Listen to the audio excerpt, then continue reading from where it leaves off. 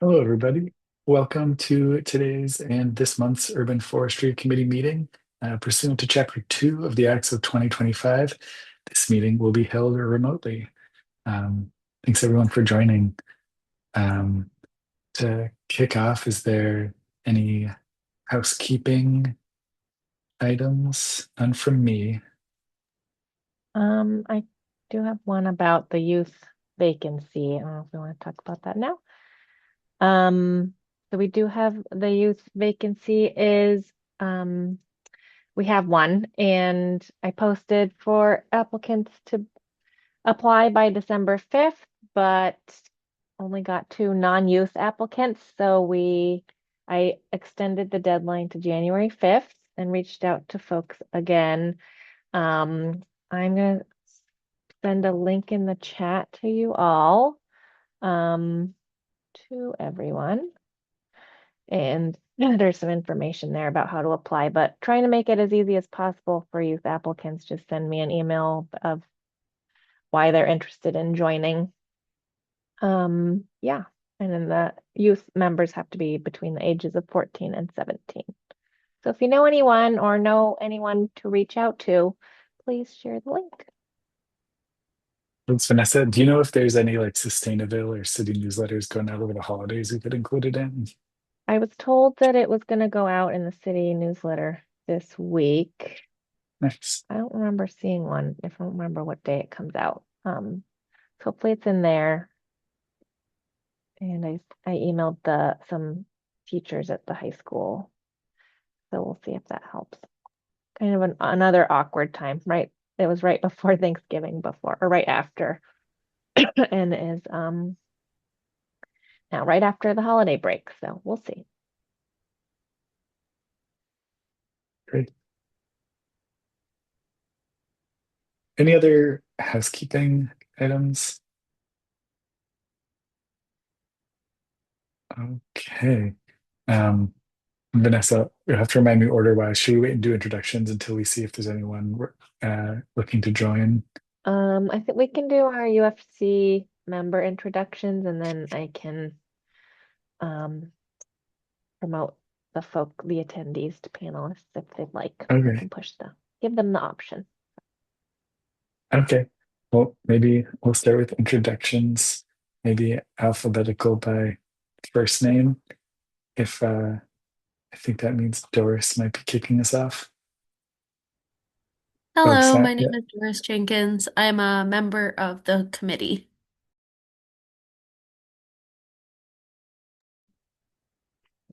Hi there. I'm David Sorry. Jackson. Oh, I'm sorry. Did I jump in front of anyone? No, you should have been first. My fault there.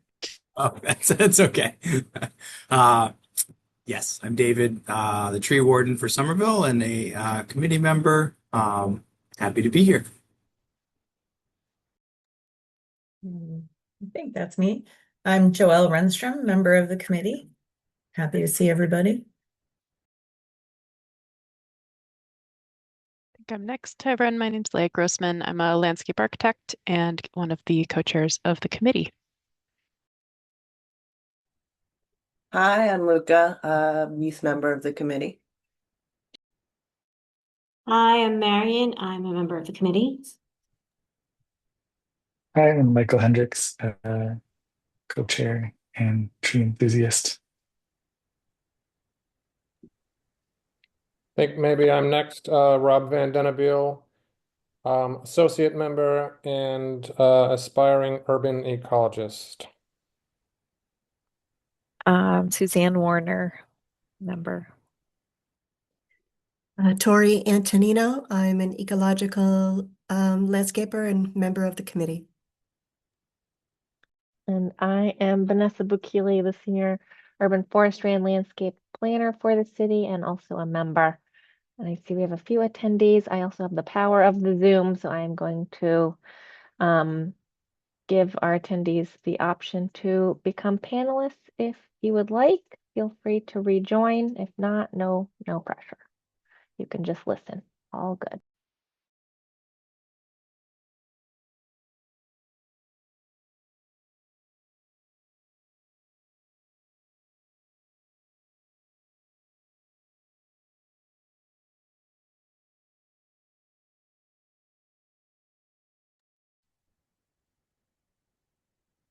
Hello, welcome.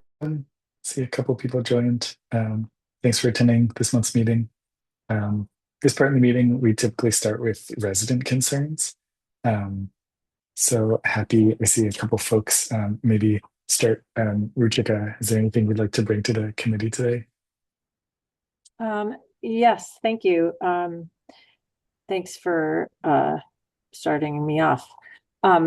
I had a couple of questions from the residents on my street and just a general question about private ways in Somerville. And I had emailed with Vanessa in the spring, and it was clear that, or she made clear to me that the city cannot plant trees on private ways.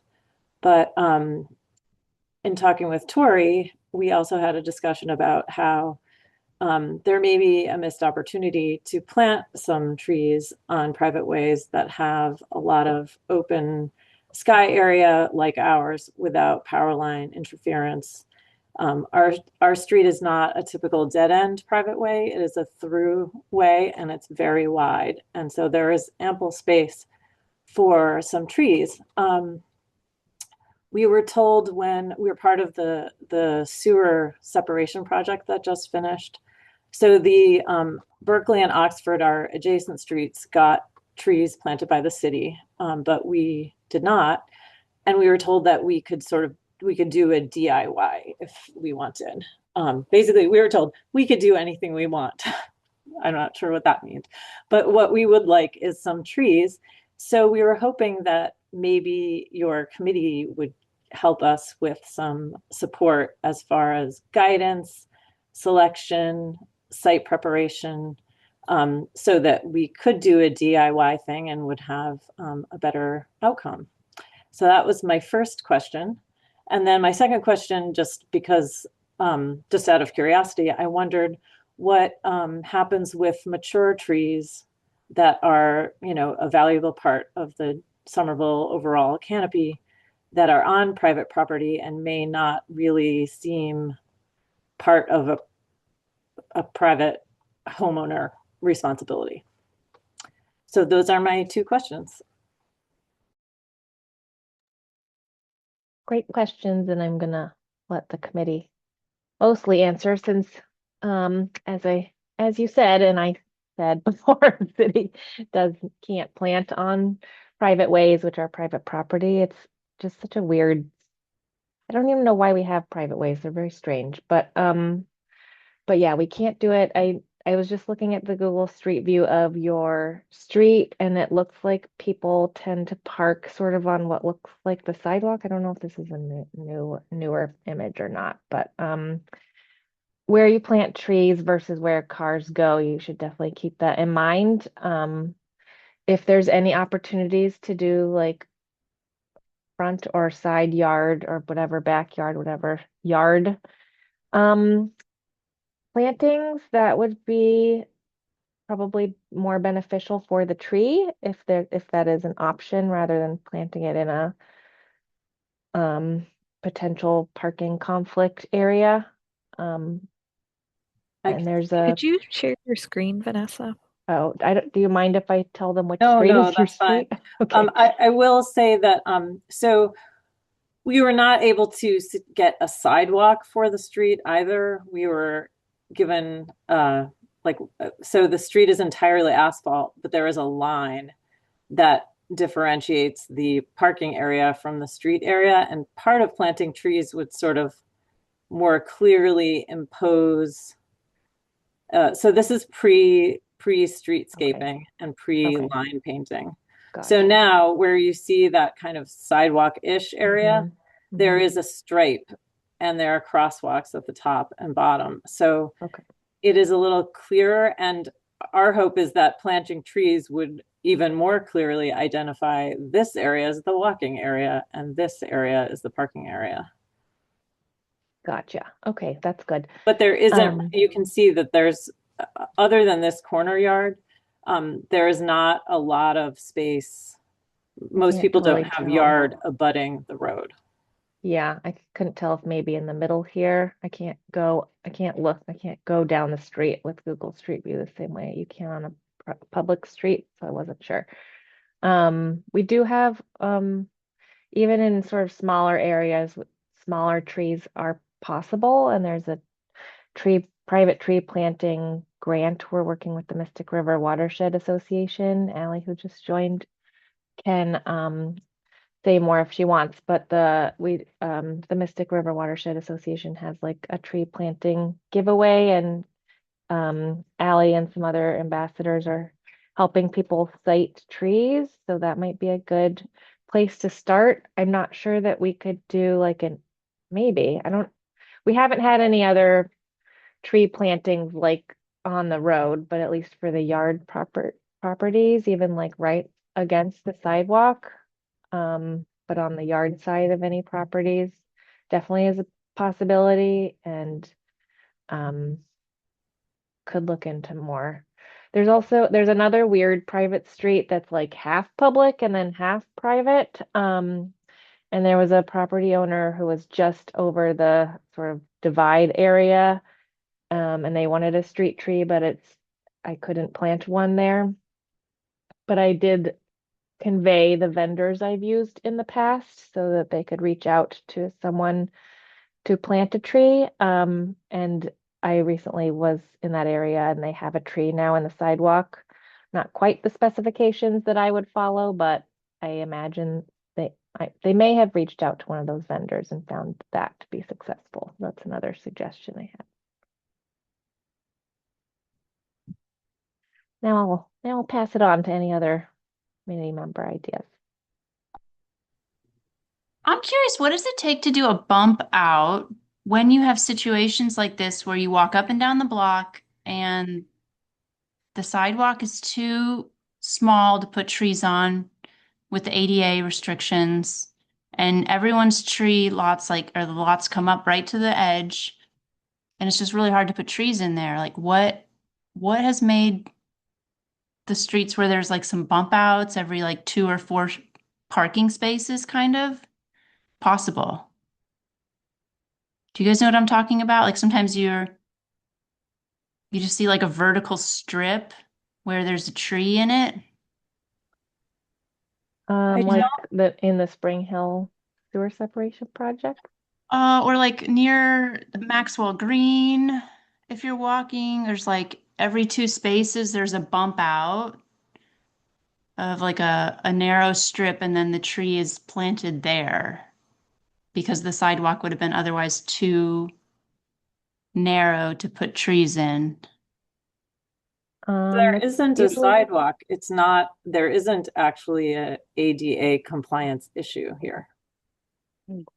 Ellie might have missed this, but this is a private way, so the city is not responsible for the sidewalks. And I guess because it's not city, it doesn't have to be ADA compliant. Is that what you're saying, Rishika? Oh. I think I'm saying there's no curb there. So, I mean, you can just walk in the street. There's a line painted now that isn't in the picture, but because there isn't a curb or cut or a sidewalk, I don't imagine there is a compliance issue, because otherwise they would have had to comply at some point prior. That'd be my guess. So I think we could make wells or make spots, wherever. At least that's what I was told. But that would mean, making wells in the asphalt. Again, something like that I know how to plant a tree in my yard, but I'm not sure about that. So we'd love guidance there. That's an unusual situation. I have a couple quick thoughts. One is, maybe Tori, you can help me with this. What's one of the groups that works in Somerville to do deep paving? I mean, maybe they would be willing to come and lend a hand here to dig out a few tree wells. And then back to Allison, maybe Allison, because it's a private way, would the Mystic River Watershed Association be able to potentially work with them to plant a tree or 2 or 3 or whatever there, or is that not feasible? Yeah, I mean, Green and Open Somerville is looking for locations right now to depave. And usually we do private property, and in a way, this is private property. So I'm gonna reach out right now, send an email. I'll CC you, Rishika. Yeah, I would think depaving is a possibility. In terms of getting into this particular grant, there's only a couple more months, so I don't know if it would work here. But it's definitely common that after a depaving, there's more green space to plant trees. It just may not be funded by a Mystic River Watershed Association grant. The last planting is spring, right, Allie? Or am I remembering that? Yep, it'll be this spring is the last one. Okay.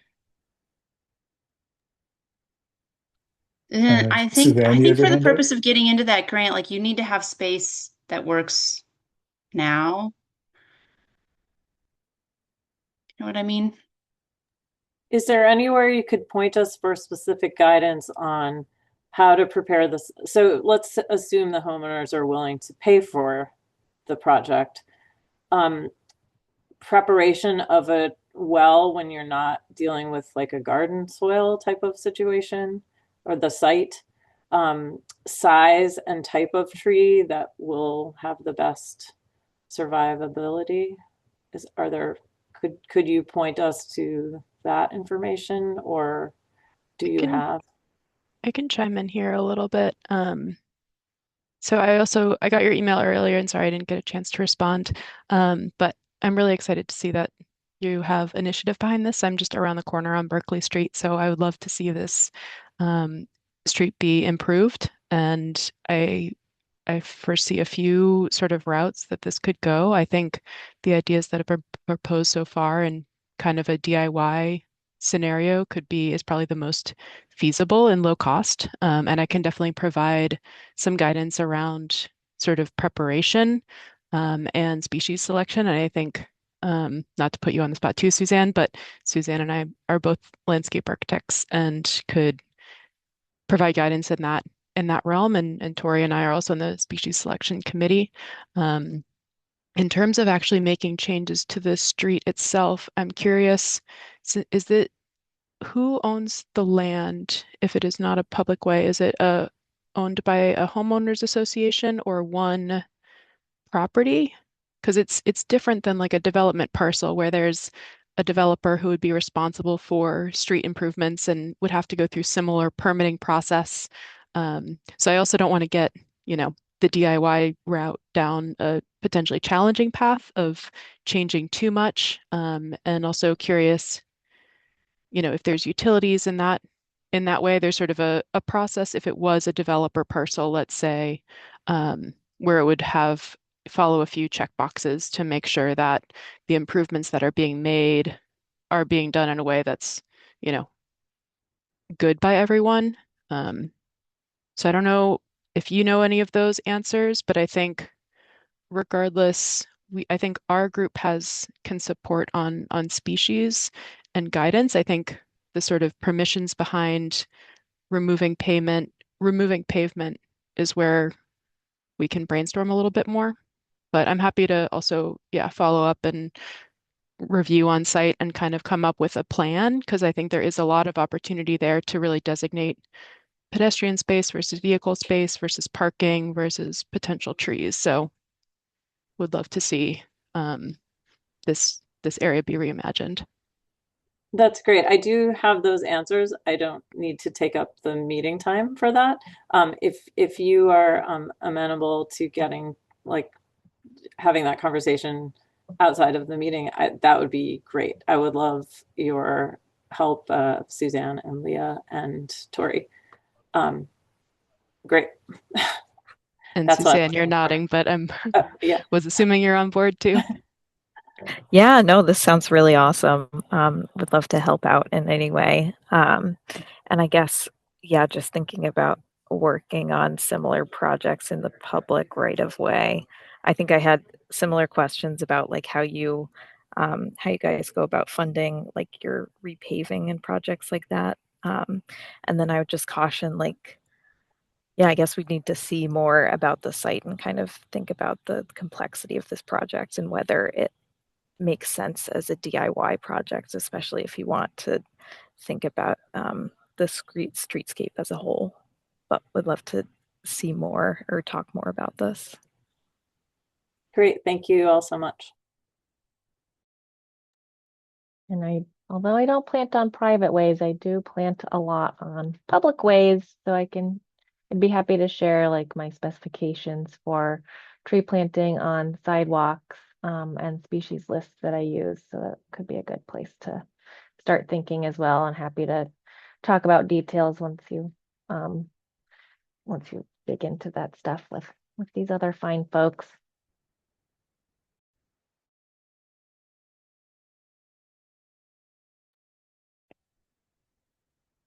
Thanks for joining. I see a couple people still have their hands up, Marion and Tori. Is there anything y'all wanted to add here? I just wanted to say that I think it's awesome that you're looking into this. I hope that you manage to pull it off because that would be great. But I would also love to figure out ways to learn from that experience that we could apply to all those little place streets in East Somerville. As you know, like in East Somerville, like I live at the end of one of them. So like I know that like East Somerville is full of these alleys that are actually not private ways, but that don't have sidewalks and that are completely paved over. So I'd love to take some of those insights and use them for environmental justice.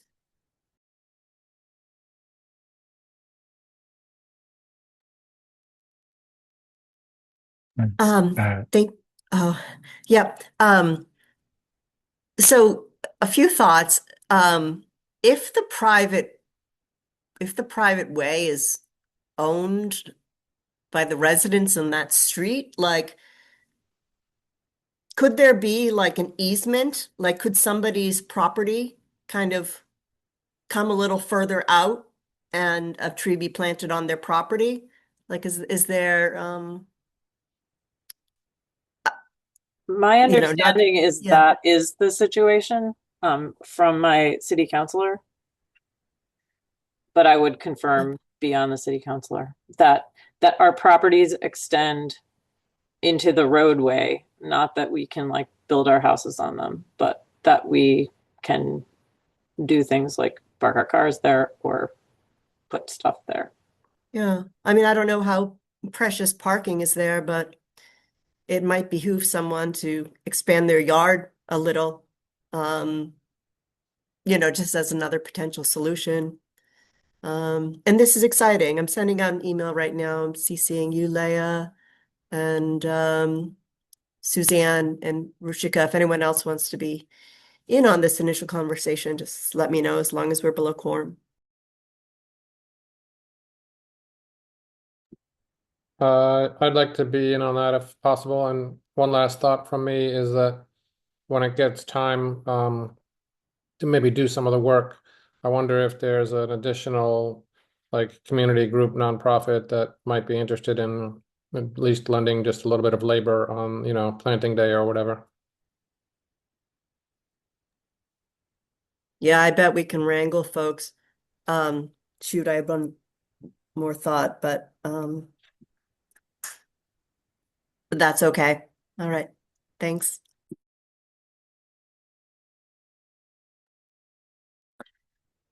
I can speak also one last time to your mature tree question. We've always treated mature trees on private ways like a private property tree, so the same situation as any private property tree. So it's the responsibility of the property owner. We don't have any programs right now to help any private property folks maintain trees. We have talked about it before, but we don't currently have a program to do that. Yeah, so basically nothing. But I agree it's important, and we encourage people to always get their trees assessed and maintained, but we know it's challenging depending on cost and stuff for folks. So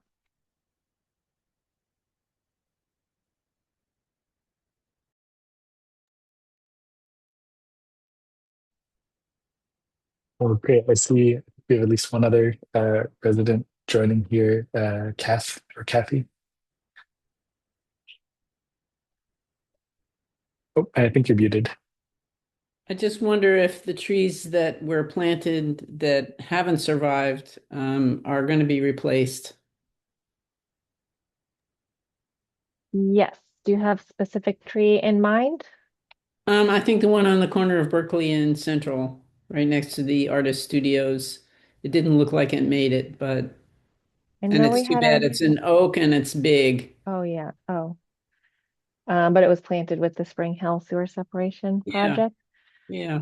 I know there was about a handful or so of trees that were supposed to be that we were noted as needing replacement this fall. Some, like if it was an oak, it's a fall dig hazard, so that was going to be delayed until the spring for replanting. So, um, yeah, uh, I'll double check that that one's on the list, but I know there was at least 5 or 10 trees.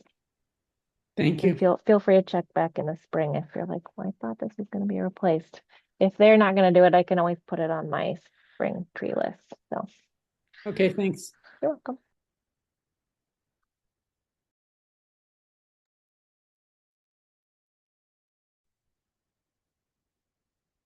Oh, Vanessa, I think you're muted. Sorry, I'm talking to my kids. Oh, sorry. Perfect. Any other resident joining? It doesn't look like, unless there's items folks on the committee wanted to raise.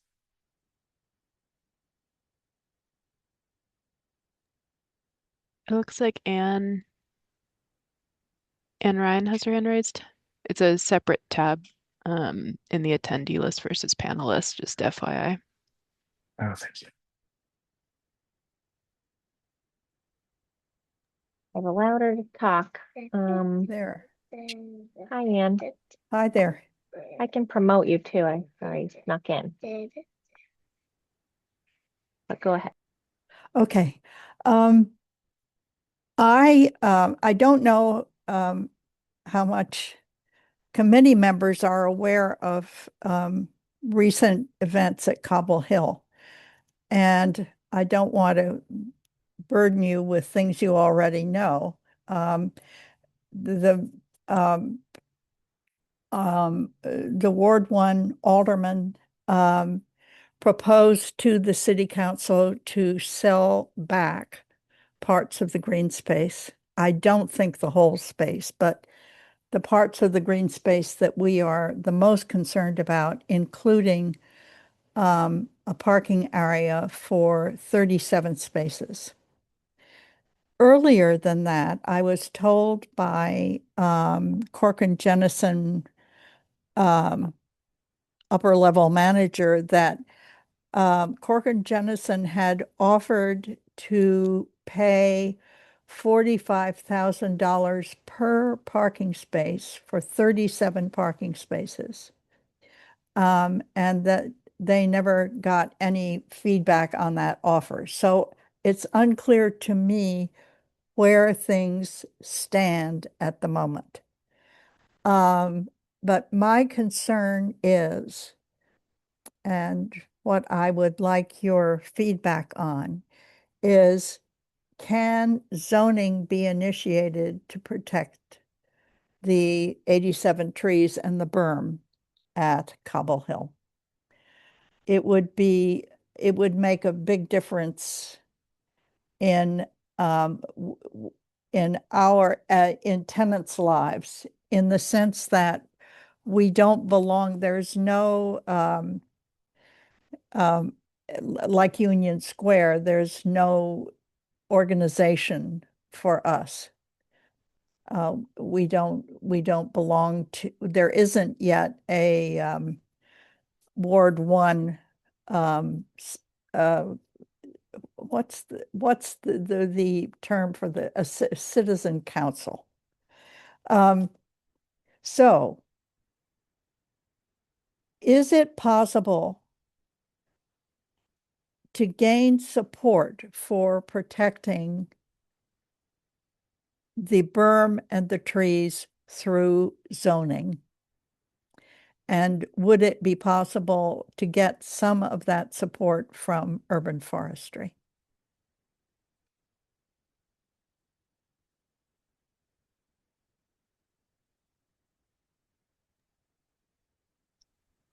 Not Massive sure. silence.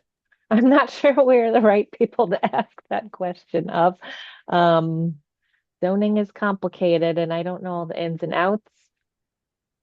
I think if zoning were to come into play here, it would have to be as an overlay district. And my understanding of changes like that to zoning is that they take a really long time, or at least a while generally.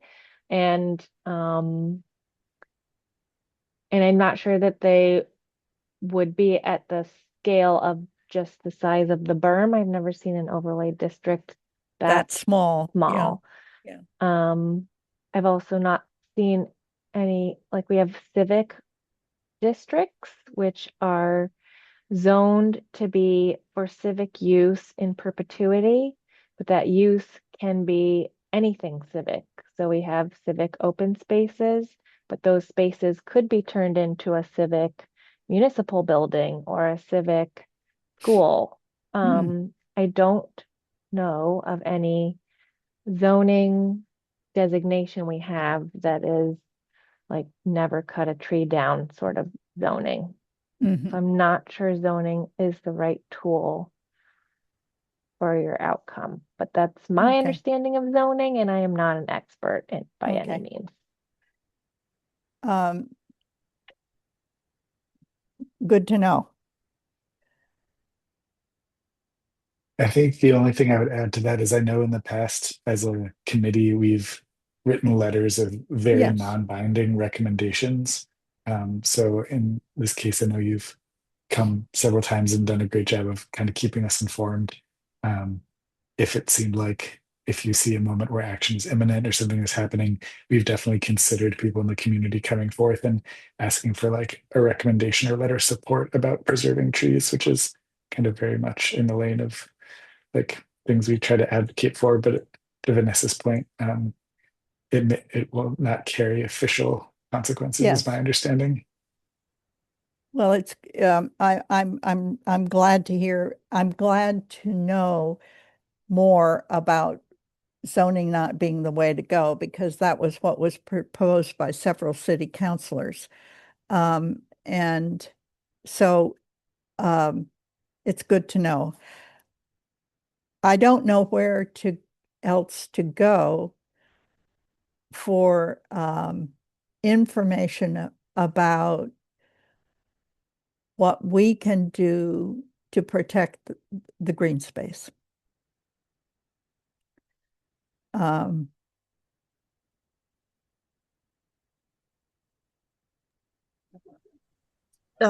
Anne, I'm calling on myself.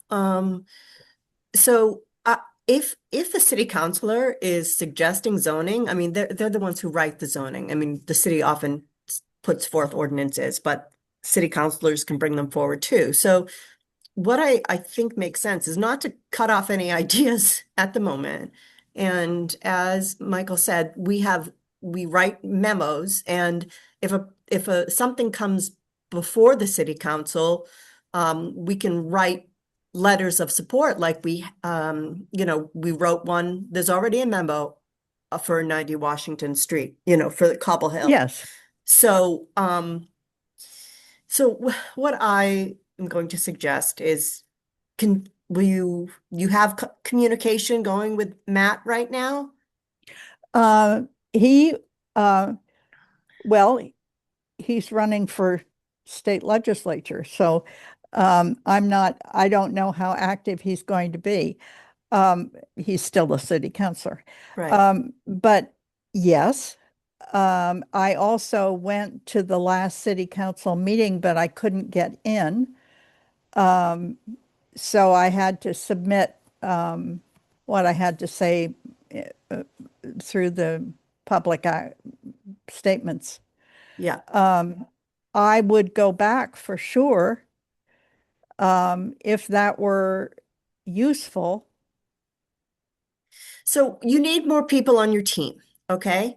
So I want you to compose an email, and I want you to CC Kristen Strezzo and CC Matt, and maybe a third one, Will and Bob. He's on the Open Space, Energy and Environment, or was. And then add my email and Lee Munier's email, and anyone else who wants to be on this to, I don't know, get it going. Just put your email in the chat. How does that sound, Ann? Can you send out an email like after this meeting to just get it started? And then we can maybe talk to Jake. So that's my suggestion.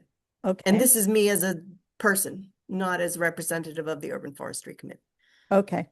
And I'm assuming, I can't see you, but I'm assuming it's Tori. Is that right? Yeah, this is Tori Antonino. Okay. If you, Yes.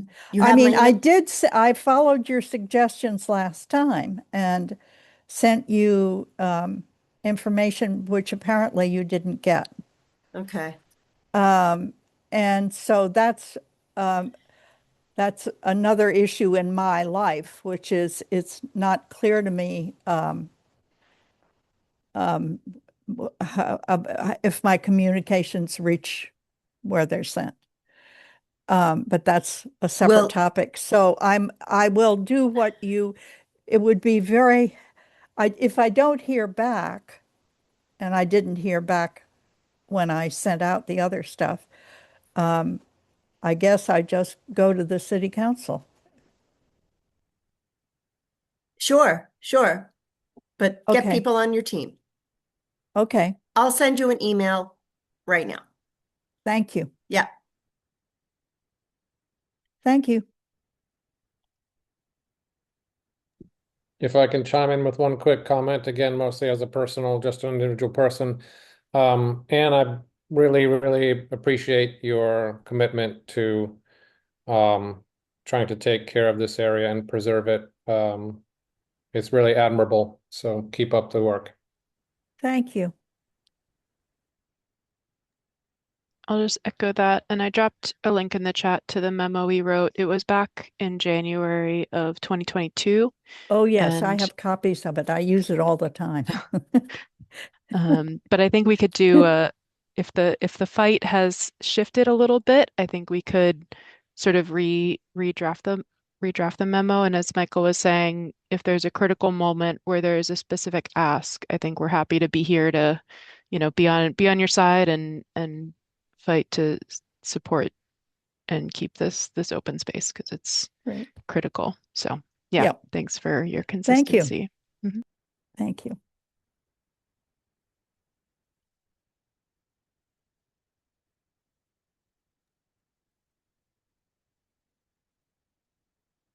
With that, any other resident concerns?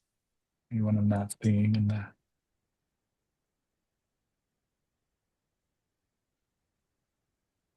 All right. With that, I think we move on to updates from the city.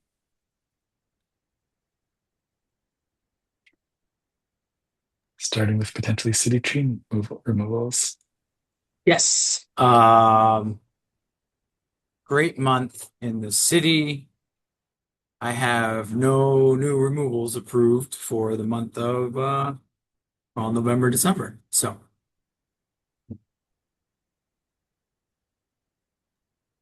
That was easy. Fantastic.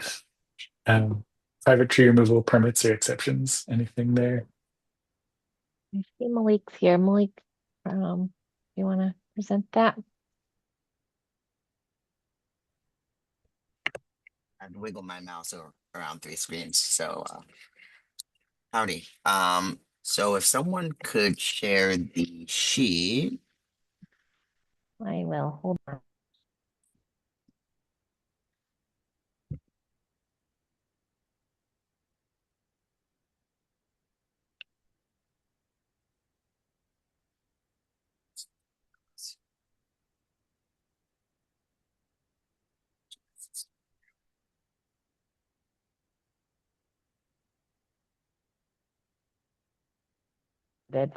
I am muted. Do you want to start with exemptions or permit? Yeah, let's start with exemptions. I still need to add to the exemptions list. There's been a few exemptions that have come through. See if I could quickly Not seeing any new Go ones. for it. I mean, some that hasn't been on the sheet. Oh, Let's see. okay. So, 1 second.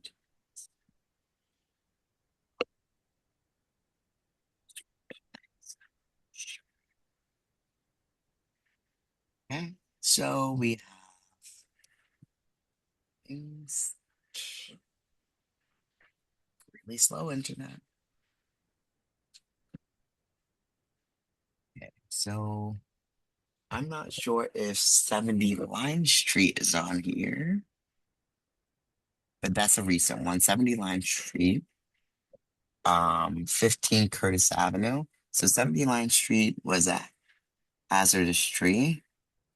Let's see, it was 2 trees. And let's see. Yes, they were two, I believe, mulberry trees, and they were dying. 15 Curtis Avenue is a hazardous tree that is over by Tufts. So Tufts is going to remove that. It's shared with the private property owner. So that's in the works between Tufts and the property owner. And 6 Mount Vernon is an exemption. Not sure if I have to the sheet. And that should be the most recent ones. Also, as exemptions, I have some that actually ended up on the 2025 permit tab. So someone would know that they need to send in a permit application, but then it would just be a smaller diameter dead tree or hazardous tree, so it would be exempt. And then once I see that it's exempt, I just issue the permit automatically. So some exemptions are actually permit applications in that sense. But I didn't want to duplicate. So if it so happens to be a submitted permit application, I do not add it to the list unless it's a separate instance altogether on a similar property or the same. So there's that. So my most recent ones were it's definitely a willow, not a magnolia. Clarify that. I just filtered it by UFC informed no, but Oh, that's let me know. actually that's good. Yeah, that's good. So let's see. Want me to work from the bottom from the most recent? Yeah, I'll work from the up? bottom up. Okay. Okay, so a lot of them have been coming in, whereas um, the permit application process just kind of freezes because after September, that's when we started with the new tree preservation ordinance rules as it pertains to um, property owners who have owner occupancy removing healthy trees. So they could either give me a check for in this instance $601, or they have to replant 1 tree. So I guess in that case, in all these small cases, it's a net positive because in order for it to count as a tree that's planted, um, it needs to be at least 10 feet tall, 2 inches in diameter, as per the ordinance. So I guess in this case, we'll get a net gain. Will the people actually pay me money versus replanting it, or saying they replant it only to be hunted down in 18 months to 3 years? That's to be determined. So we'll see how that goes or how this shakes out monetarily over the next year or two. So in this case, it's in this case where it says NA, I only count the removal of healthy trees for owner occupants. So if it was a tree that was in conflict with the foundation or any other reason, if it was condition based, then you will still see the not applicable in the mitigation line. So if there are any questions about that, feel free to reach out. And then I just put as much detail as appropriate. Um, as you can see, the question marks are the ones that haven't been ascertained yet in terms of the value. So they either need to replant or pay, and that hasn't happened yet. So I will make sure those values are in there when I figure out what they're gonna do. Um, Other than that, anything flagged? Oh, I guess there was one case that was a violation over by Line Street. So the Line Street trees for 60 to 62 Line Streets has been removed. It was a lot of Norway maples that were under the 24-inch threshold, and you know they were very careful, and they reached out to um, a lot of members of the community because they know how jarring it is to cut down their small forest for their property. So they had a permit application. Permit was issued, and they paid the appropriate mitigation. So they're all set. So it was, I believe, if you go over to Line Street, it would be, oh, there it goes. It wasn't 15. So this was actually more like $7,800 because they planted more trees on the adjacent property. So this number is actually incorrect. So it's more like 10 trees and $7,800, not 15 and 4. So I'm going to flag that for me to correct later. I'll give it a little highlight. So I can make sure I have the exact numbers when I do it. And then as those Lion Street trees were being removed, there was another property adjacent to it on the other street that took it upon themselves to remove their trees. So I got a call probably last Friday, went over there, and issued them a violation. They had all 14 trees on their property, flagged for removal. They removed two hazardous trees, a large ailanthus and a large multi-stem Norway maple, which they have proven to be hazardous. When I walked on the site, I saw the ailanthus that had a huge cavity in it. However, they wanted to remove the other trees, which were completely healthy. So I advised them tree maintenance versus tree removal. And then I said, whatever they're going to do is going to cost them a lot of money if they remove healthy trees. And so I'm working with that property manager on getting a permit application issued for anything he plans on removing. But the other two trees were exempt. So I believe that address was, second, it was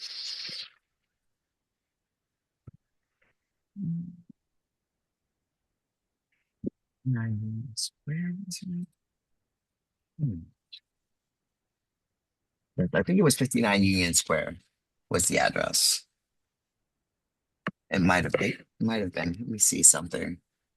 It's rear of 69 Line Street. So that's the wrong So violation. 82 Beacon. Thank you. 82 Beacon. I have a list of violations. Another one was 59 Union Square, which I caught, sent a nice little letter to. So everyone's getting my little love notes of violations recently. There's been an influx of people trying to remove their neighbor's tree, so that's probably the next thing. Any problems, questions, concerns?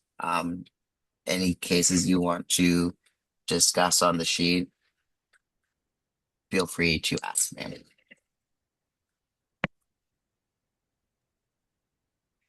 Do any of the newer members not have access to this? I should try to remember to share it with folks, but I can't remember. Suzanne, have I shared it with you?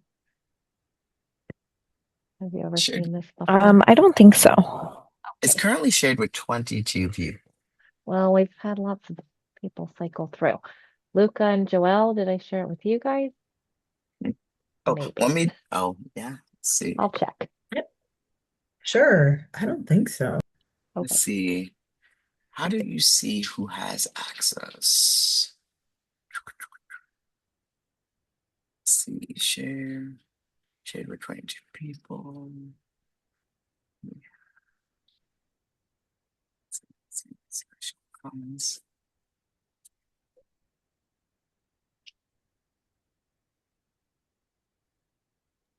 Well, if anyone ever has a question about anyone sees a private tree getting removed or has someone ask them about a private tree getting removed and you don't remember this spreadsheet or you don't have access to it, just email Malik directly or trees@somervillema.gov and ask if they have a permit. And if they do, we'll tell you. And if they don't, Malik will go get them.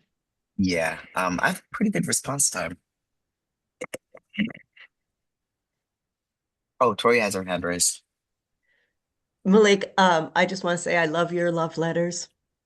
I imagine not everyone does, but just so much appreciation for doing what you do. And it's not easy being the bad guy, I'm guessing, but you're the good guy for us, you know what I'm saying? Um, so one thing you said is interesting because I imagine if someone's taking a tree down on their property and like their neighbor's like, oh yeah, I've been meaning to get my tree down. So I think that's a good, perhaps, indicator of those, and this is for all of us who might be,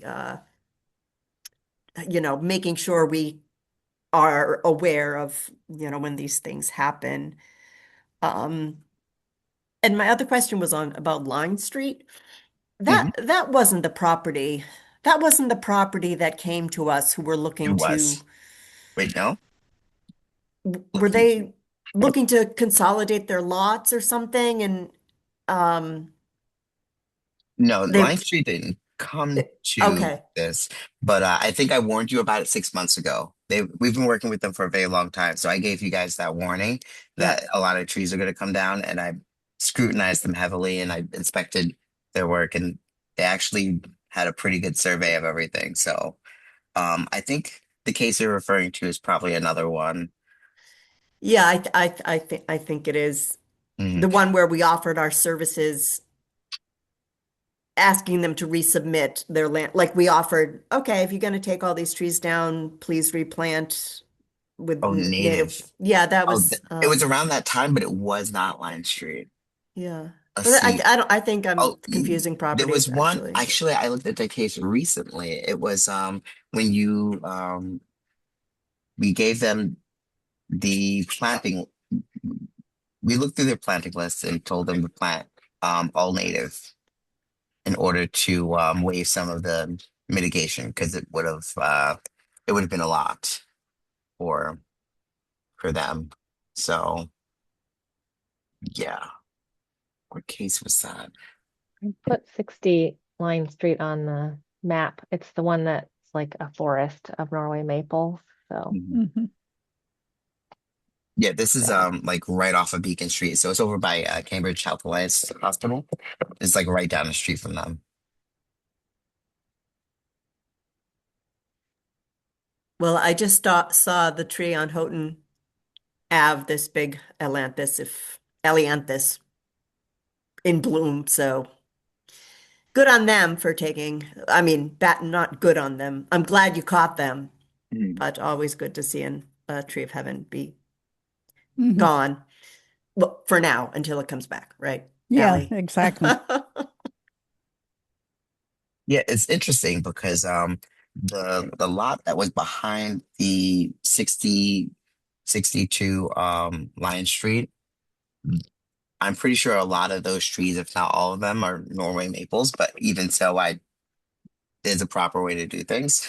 So they probably are all almost exempt trees. But that's not the way to go about it. If they didn't even get a survey or know what they were removing. So the arborists on that site did not even know what trees they were removing. They didn't know the type, species, anything. they would just guys with chainsaws. And again, I'm not sure if it's appropriate to publicly shame a company, but it's Patriot Tree again. So this is probably the third time I'm telling you about them illegally removing trees. But yes, take the opportunity to publicly shame them anyways. So that's all I have Okay. for you. Yep. That leads me to another question, and that is sometimes we ding contractors, like if they work for the city, can we like put them on notice? And Vanessa, have you heard about this? Sometimes like the city like being like I'm trying to think of an example and I can't, maybe the Beacon Street, Yeah. that Yeah. that mess. So I reckon this is the case in which they would be qualified enough to get an opportunity with the city anyways, which I'm pretty sure these folks don't have the qualifications and they never will. And if I ever see their name across my desk. I'm not sure we can put like information on a record for a company that's not working for us that we don't have direct knowledge of. So like since we haven't worked with Patriot Tree directly, I don't think we could Bar them. bar them, yeah. But Mm. but if a contractor does not work well and follow the rules of the contract, then we can definitely make notes on that and not hire them in the future. It seems though like it would be good for people to know that hiring them is likely to get them in trouble with the urban forest with the city because this company does not ensure that they are in compliance with the law. Well, it's Yeah. not the company that we go after, it's the Homeowner. homeowner. I So know, but what I'm saying is usually like most people look to trained professionals to help them solve problems. But they also look for these trained professionals at the lowest rate, which gets you Yeah. these less than reputable folks. Yeah. I'm just saying I wish that we could figure out a way to spread the word that there are certain companies that are frequently involved in violations. I imagine that as individual citizens, we could have discussions with nonprofit or other social like groups within the city that we could say, hey, post this on your social media, just speaking as an individual, say that this is not a very good company for people to hire, and here's the specific reason why. So I don't know, just a thought.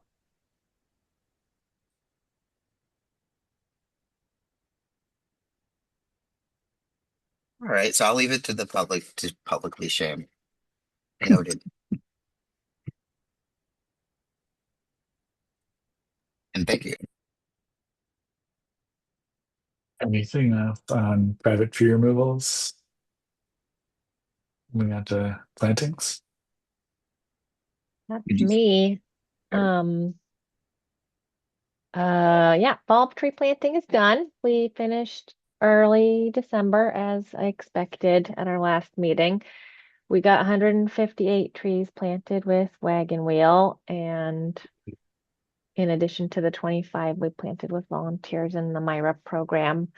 So we had a good planting season. The list of trees is on our website and the map of locations. I had to change a few species at the last minute, so I can't remember if the native is slightly less than I said last time, which since I just looked at the minutes was 67%. It might be like 66.5%, but it's still close. And yeah, it was great. Any questions?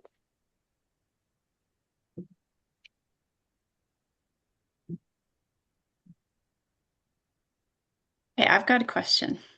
So I know that Somerville and Cambridge and like Medford, like lots of cities use these posts when they plant trees here. But Chicago doesn't, and Newton doesn't, And I was in Newton a few weeks ago planting trees, and they said they had a 98% success rate when they plant trees. And they put one watering bag on the tree. And they like putting the watering bag on the tree because it prevents dogs from peeing on the tree and from people knocking the tree. And they said one watering bag is enough water. But when you put the two posts in, as I've been doing with the Mystic River Watershed Association, it takes a lot of labor to do it because you got to put the posts in, you got to carry the posts, then you got to go back in 2 years and take the posts out of the ground. And a lot of times I see the posts and they're like really tied tight to the tree. So the tree's not even like able to wiggle very much and it doesn't get very strong. And then sometimes I see the post fall down. So now you've got posts like pulling the tree in opposite directions.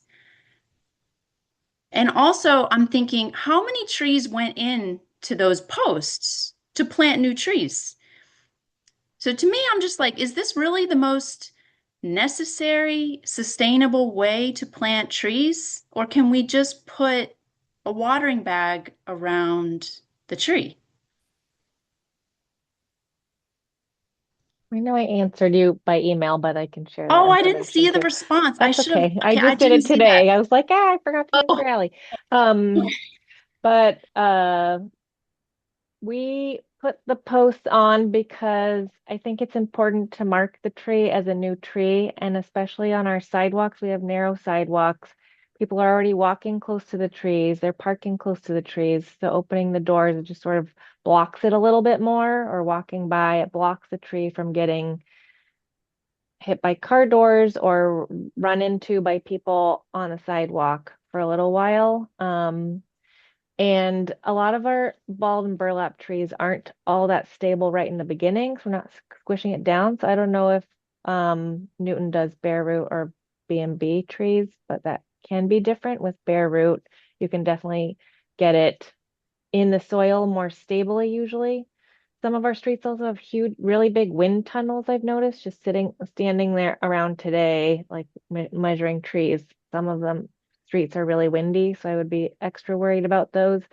We've had trees fall over even with stakes or after we take the stakes out. So I don't know if there's different wind dynamics here than Newton. I would assume Chicago would be pretty windy based on its um, other name, but I don't know. I haven't been to either place very much. Definitely not Chicago. Um, and the two bags, we don't fill up two bags at once. We only fill one at a time. But the reason I don't like putting the bags on the trunks is because we leave them on too long, similar to the stakes. The contractors are supposed to take off the stakes after a year, and I've been trying to remind them more often so that they actually do it. But the bags, if you leave them on a tree for 2 years, it's just the trunk is liable to get some rot or insect damage. People use them as garbage sometimes, so there's just junk in the bag next to the trunk. And I've also seen some trunks when we take it off, they're used to this nice, warm, cozy environment, and you take them off and they get frost crack or sun scald. So I like having them exposed to the air. I hadn't thought about the dog pee on the trunks, but I feel like I definitely see dog pee on the bags no matter where they are. So if it's not on the trunk, that's fine too. So it's sort of there's no great way to do it. I just wish I could keep all the dogs and all the people away from the tree and then it would be great, but it's not easy. But David might have more to add too. Start planting more trees out in the woods. Um, just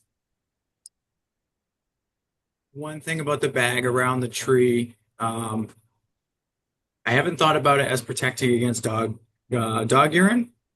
That would be good. But if you're ever out there in the summer, just put your hand down inside that bag. If you see a bag around a tree, put your hand down inside of it, and it's it's super hot, and it does cause a lot of damage, and that's why we're moving to putting the bags on the side because for all the reasons Vanessa pointed out. But yeah, I'm not sure why Newton still does it. But to each their own.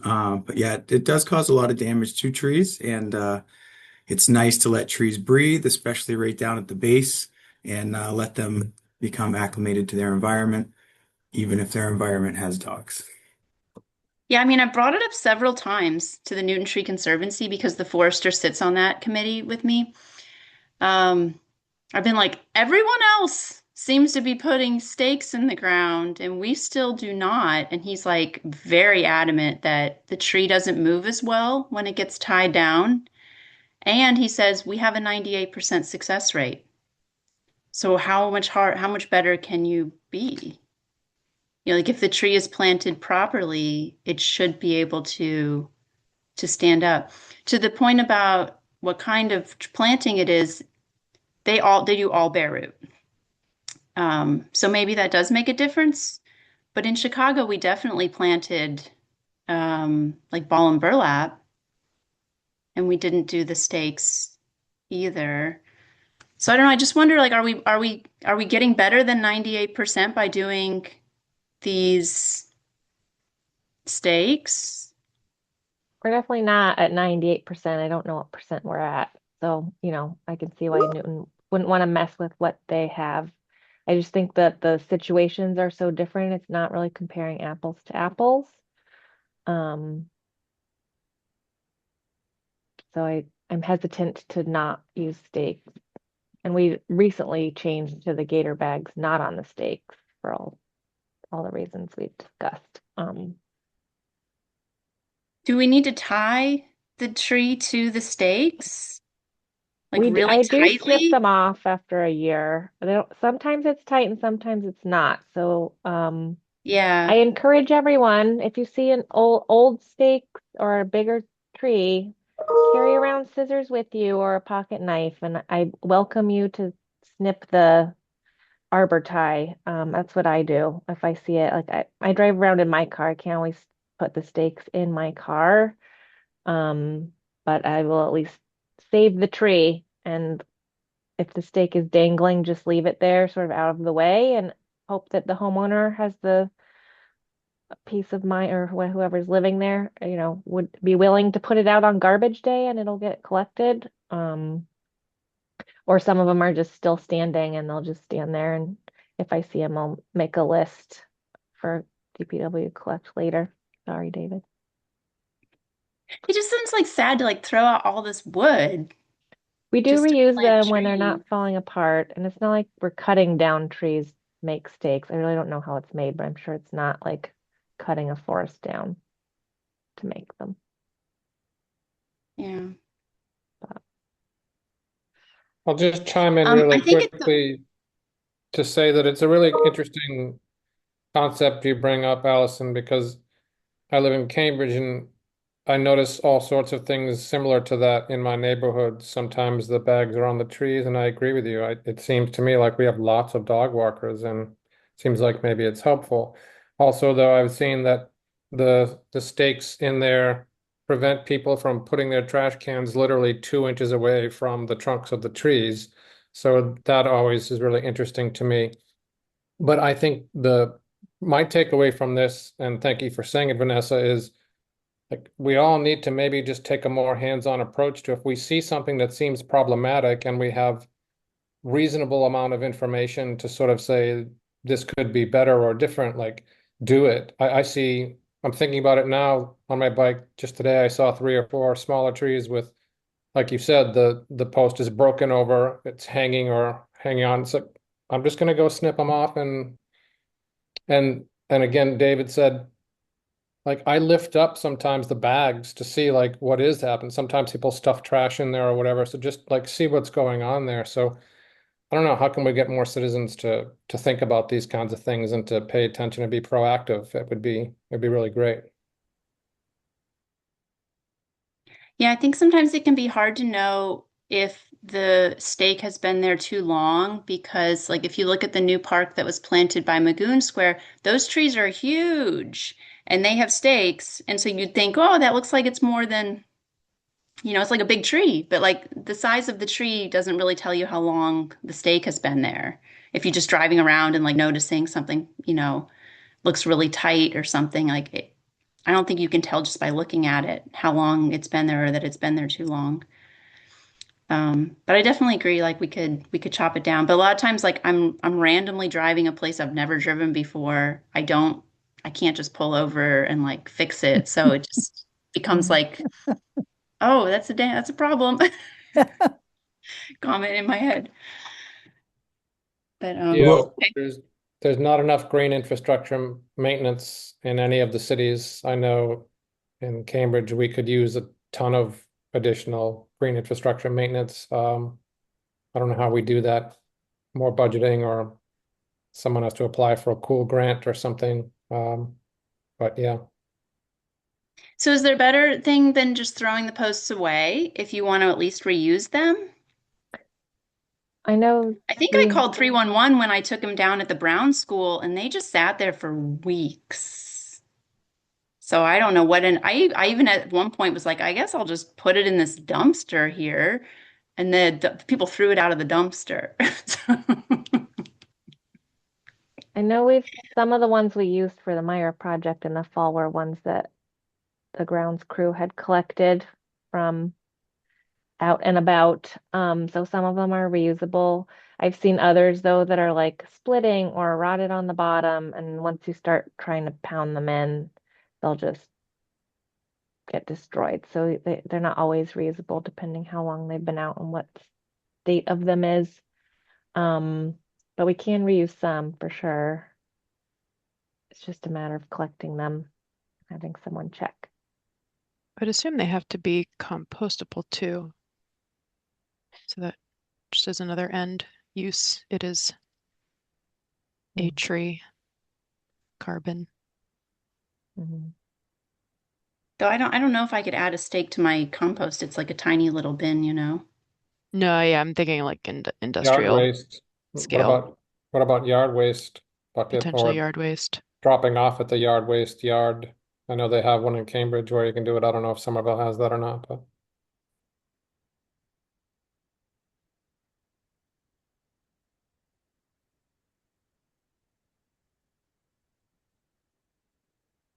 I will say one of my favorite things to do is to snip off old arbor tie on trees.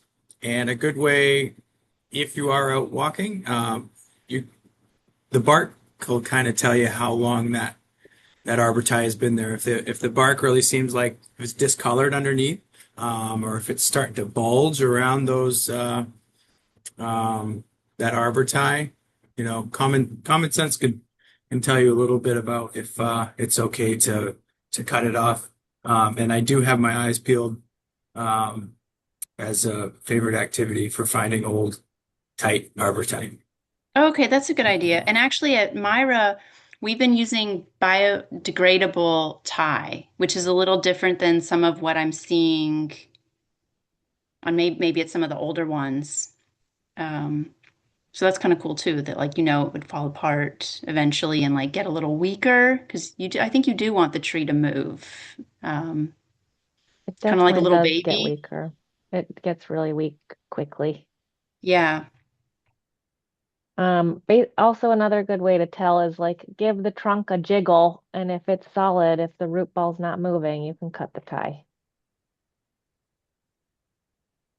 I also love it when I free one that's like starting to muffin top, and I'm like, I'm gonna save you. And I did. Very satisfying. I'll shut up after this, but I do the same thing with, unfortunately, when movers put the signs on the trees.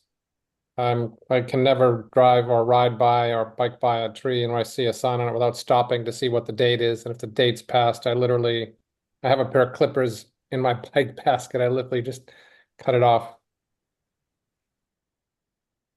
I do that too. It's a great source of free wire too.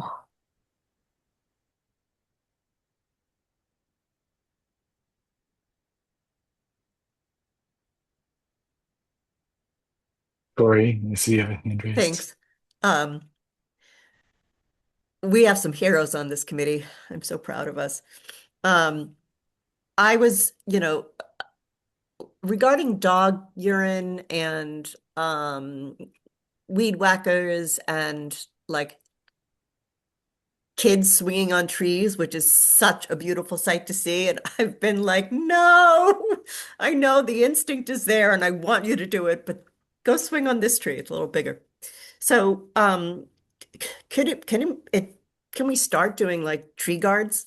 Can we get that into the contract? And if it's not in the contract, is that something the DPW would be able to do? And I just posted like, you know, what something might look like. And they're just like mesh, quite probably reusable, guards that like fit around a small tree. So that I wonder if we can, because dog urine, man, it really eats away at especially the younger trees. And so that's my suggestion on that.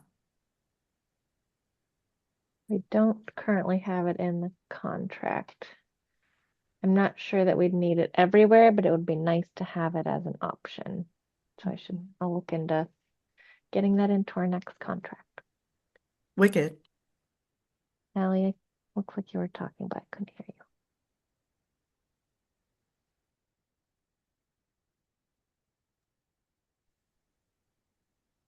Can you hear me? Oh, you can. Okay. Now, yeah. Okay. Do we mulch every tree? Oh, we do. Okay. Maybe, Yeah. I don't know if we do with Myra, so maybe we'll bring that up with the Myra discussion. Yeah, we Okay. did mulch all the public trees with Myra, but I'm not sure we got mulch for the private ones this time. I think a lot of people might have done it themselves, but I don't think Hope we did. so. Good. Yeah, so then I don't know if I was on mute when I said, but would the tree guards like help with dog pee? Because it looks like it's like the dog could just pee right through it. Quite possibly, but I feel like it might give a couple inches of reprieve. Like maybe it would go to the bottom. Right, or maybe there's ones that are like more solid. Good point, Allie. I don't know. It sounds like, thanks for entertaining my question. I was just, when I observe different practices, I like to understand why we're doing it a certain way. It sounds like we feel like pretty good about why we're planting it that way in Somerville. So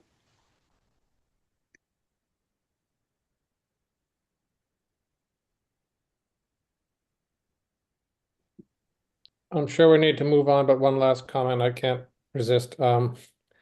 I was driving down or biking down Commonwealth Ave earlier this year, and I happened to notice that because they have lots of dogs there peeing on the trees all the time.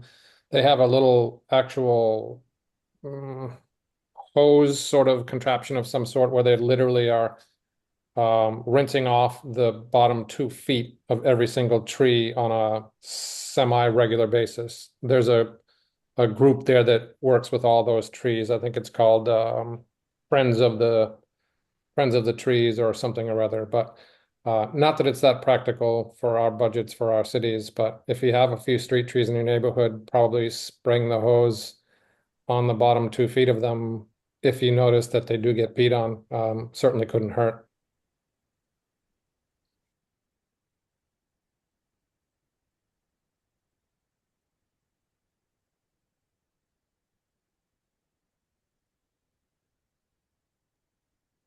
I see another hand raise, Kath. Oh, you're muted. Sorry. I would suggest that maybe another alternative would be to put a rock by the bottom of the tree because I think the dogs will pee on the rock before they'll pee on the tree. It might be worth doing a little study and just sort of, do a video cam and see if that's the case. But I've been told that that's what they do. Just a thought. Probably more permanent than wiring.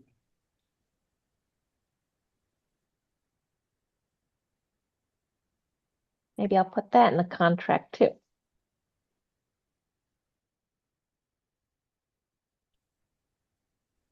Well, keeping this moving, there's a few other agenda items, and I wanted to check in. One of the kind of more unique items on our agenda today, with respect to the new mayor coming in, was if the UFC want to make some recommendations to the mayor. This is more of a timely one, and I could imagine us brainstorming it and having one person try to write something up and share back. Do only have about 35 minutes left, so I wanted to see if the group would have any objections, or Vanessa, your thoughts on potentially knocking out some of our items really quick and then ending with what might amount to a brainstorm session if folks are curious and interested in that recommendation for the mayor. I could see us trying to approve the minutes and then seeing what items under the ongoing work updates we might be able to do quickly for the sake of a good discussion for the last 20 or 30 minutes. For what But it's that worth, is, I'm the one who requested this on the agenda, although Tori then asked, like, agreed and put it on. But I have to leave because I have conflicting appointments. So unfortunately, I won't be able to participate in the conversation that I requested. well, I could see if folks on the group, maybe we first check to see if folks are interested. Um, and if we do want to do this, you could feel free to forward along thoughts you had. Um, I don't know how feasible that feels, Vanessa.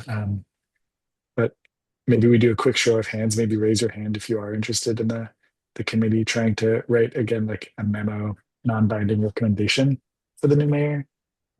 Is that of interest to folks here? I see 3, 4. Okay, I see a bunch of hands.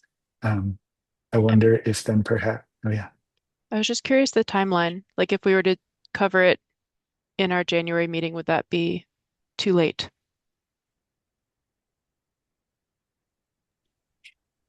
I can only speak for me, but I suspect that'll still be early in the mayor's term, I believe. So we could maybe start it here and potentially finalize it at the next meeting. I think someone was posting on Reddit, hey, you guys give us feedback as the new mayor comes in. We want this within the next few weeks. If you give it to us after that, we'll still consider it. But like the next few weeks are really critical, which is like that's about now from when those original requests were posted. So I don't think there's harm in waiting and making sure we have like a really fully baked approach. But I also think if people wanted to give feedback, this is kind of when they were asking for it. In that case, I would propose we approve potential.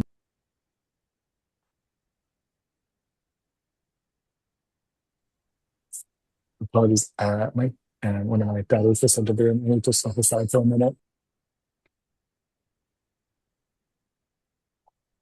I can jump in. I'm guessing he was going to say approve the minutes and then jump into this brainstorm and see where we get.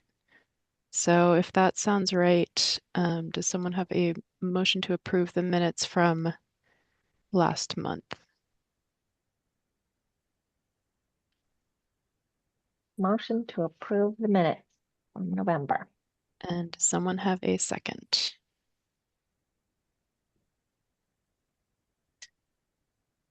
I will second. All right, I'll do a quick roll call vote. David? Here, yes. Joelle? Yes, or approve. Marion? Yes. Myself, Leah, yes. Luca? Yes. And Vanessa? Yes. Tori? Yes. And Michael, you can, For minutes approval. yes. Sorry, I'm back. Yes, thank you. Great. We're hoping that was the end of your sentence. It And it was was the perfect apologies. amount of time for you to baton handoff. Great, thanks. Yeah, so I know just there was the other items in here. We have outreach, startup questions, species selection and planting, and some of those most wanted weeds, which are mostly recurring, as well as urban forestry related job postings. I was wondering if we might quickly go through any of those, or if anyone wanted to flag time we dedicate to them, which would be fine. But if we didn't, then we could maybe use the last 30 minutes for a discussion for mayoral recommendations. But if folks think it's important we talk about those items, definitely don't want to skip them when we have substantive discussion. Speaking for myself, I don't think I have any updates. I did look at the Somerville jobs, and there was a planning position open in the zoning department. So that one may be of interest for folks in our network. And then I also still saw the tree surgeon job, which I know we've talked about for quite a while now. Thanks. The only other thing I was wondering if I'm guessing there might not be a lot of outreach events between now and our next meeting, but wanted to see if anyone else. Oh, Joel, did you? Okay, sorry. I can say I did reach out to the Winter Farmers Market and haven't heard back. So I'll follow up and see if they have dates for early in the new year, and say that we're also willing to be on the backup list, but no other outreach that I know of.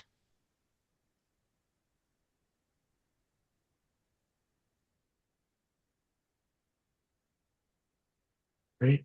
Then if we're okay skipping this meeting's like the one startup question we typically answer, which is kind of a way we build committee institutional knowledge over time, as well as if there's nothing urgent for the species selection and planting. I do have an item on my to-do list that I haven't done yet, and I will do that, which I think was to set up a meeting about the most wanted weeds poster. So stay tuned. Great. Well, then it sounds like we can use the rest of the meeting to discuss potential recommendations for the mayor. And I would suggest perhaps to like structure the conversation. We could, if there's one person who might want to volunteer to kind of take a draft of some of these items that we brainstorm, and we could then see how far we get here. Thanks, Marion. If there's additional items you wanted to communicate to another member here, we could try to include those. I had included a whole bunch of stuff, but yeah, I mean, I think that maybe a thing to do would be to actually like start today, but not necessarily complete a recommendation today. So hopefully there's a chance for me to participate a little bit more. I had really hoped to do this, but anyway, gotta go. Bye. Marion also had a little discussion going on the Green and Open Somerville email exchange. I don't know how many people are on that, but she had some really good ideas in there. So I don't know if she sent something before this meeting that we should read. Maybe it's more baked than what she was thinking originally, but we could always pull that up too. Just try to make sure ideas come through.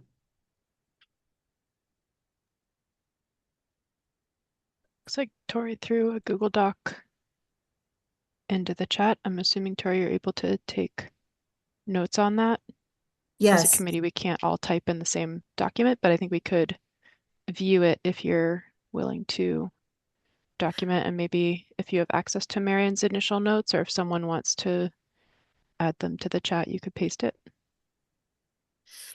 Yeah, so I have an outline of a doc, and then I started filling it in, and I'm like, I don't need to be the loudest voice in the room anymore, so maybe starting with a blank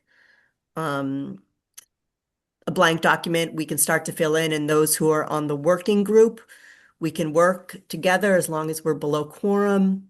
And so that's Luca, Suzanne, Rob. Well, just so yeah, let's start. I don't know if I should share my screen or if people can just log on to the Google Doc that I have in the chat. So some of you I made editor, and the rest of us, anyone can view with the link. And I'll make people editor who are on the working group. That sounds good. Thanks. Yeah, I can see the doc okay. So that works from your link. Okay. Okay. If it makes sense to share. Does it make sense to share? I mean, to share my screen rather? Is that a better visual for folks, or? Sure, if you don't mind. Yeah, let's do that. I have 100 tabs open. Please don't judge me. Okay. All right.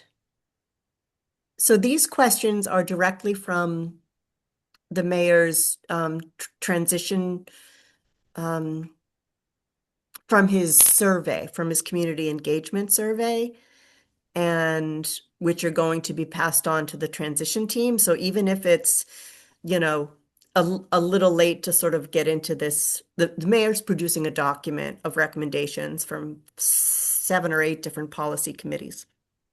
And this is the questionnaire of the environment and sustainability policy. So that's just how I framed it.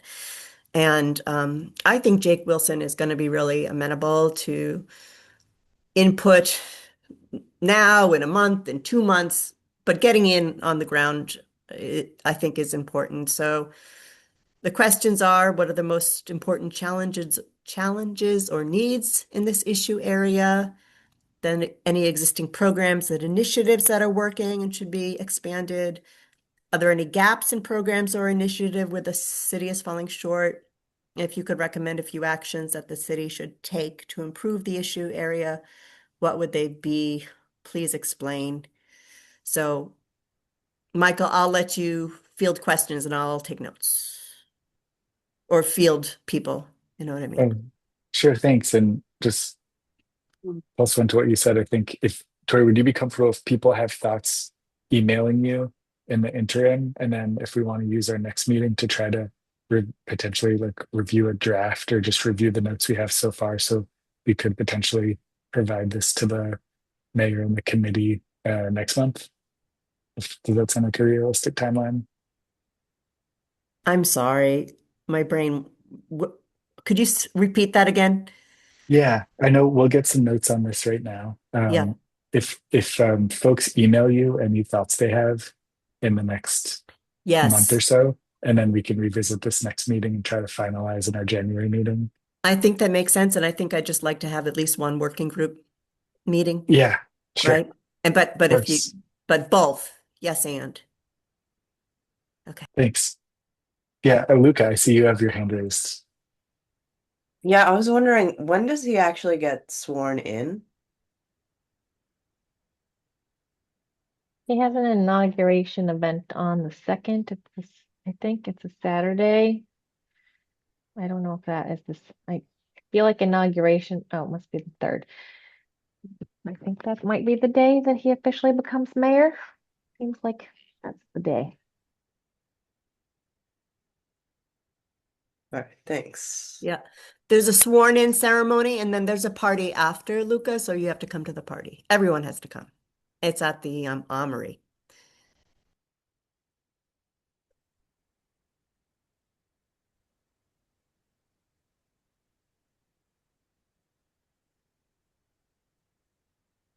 So if anyone wants to raise a hand or just jump in, I know this group often has thoughts about opportunities and items. I feel like we could just try to capture everything here and now and leave some of the fine tuning till the next meeting.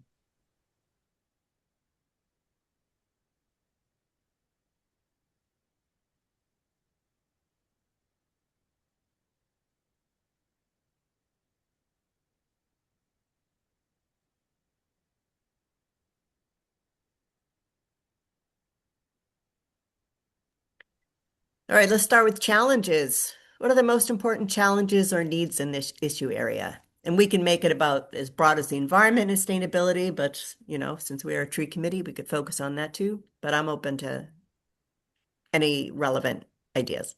So we'll start with challenges. I'll jump in with one. I don't have the perfect phrasing for this, but I think as came up today with Anne's point, I think a lot of the times when tree removals come up in private property development, it's hard for us as the urban forestry committee to have visibility into zoning. For similarly, I think certain street projects, I know like Somerville Ave, I'm thinking of where there's a lot of nice, I think it's bike lanes and wider sidewalks by the ice rink, but I don't think there's any trees that are a part of it.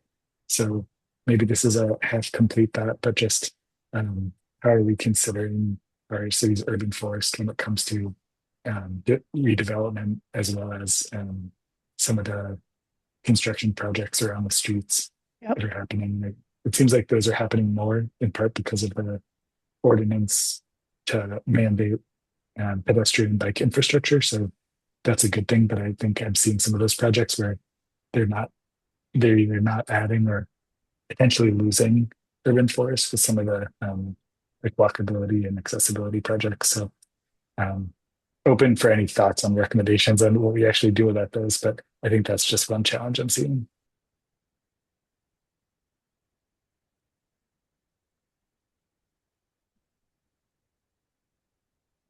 Heartedly agree. And I think that Somerville has so much paving. And when I see new development happen on streets, I see more paving.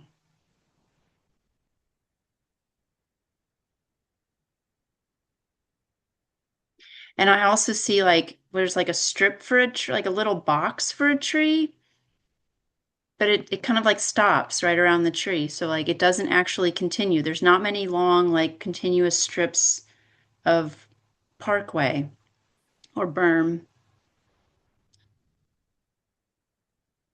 I was gonna say something about the pavement as well.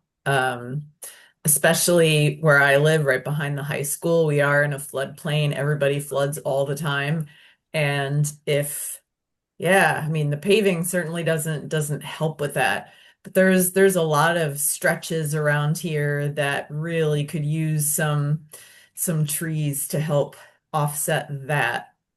I mean, and obviously East Somerville is a bit less canopied than West Somerville, so maybe trying to get a little more parity between the two halves of Somerville would be good. And I think some recent conversations we've had on this committee about the increased requirement for ADA passage on sidewalks has taken down our ability to put trees on sidewalks. That happened on my own block. But then you also see new construction happen, and then the house goes like right up to where the sidewalk is. So there is like forever, never, like no chance of putting any tree there for the public because of the combination of those two factors. And I just kind of feel like if you're on a street where there's not an ability to put a tree, there either should be more consideration for like these bump outs where you do add trees like every 2 or 3 car spaces, or new construction is required to have space for trees. I don't know. I mean, I feel like that's a harder thing, like to force someone to put a tree in their lot. I don't know if that's going to happen. So, but I don't know. I just think that I think it's a challenge to look down my block and be like, I'm never going to get more trees on this block ever.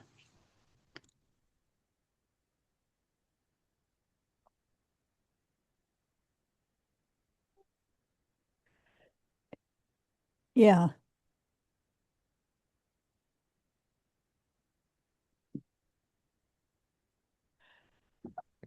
This is an observation that's significantly more big picture, I guess, than some of the stuff we're talking about now. So maybe it fits better somewhere else.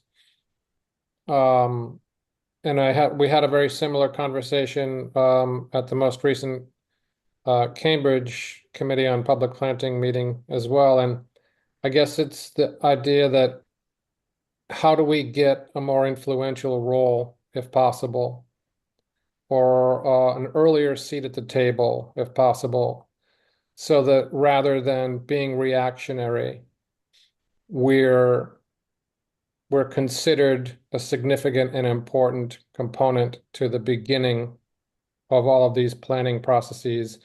And if nothing else, we can at least have our voices heard on a regular basis and give a better opportunity for,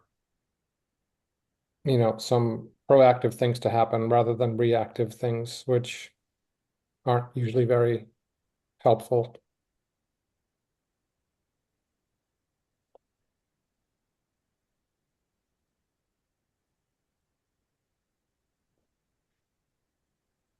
have one, but it's related to there might be a question for Vanessa buried in here. Am I correct? I think we have like a goal of around, is it 350 or 700 trees planted every year? I forget 350 the minimum. 350.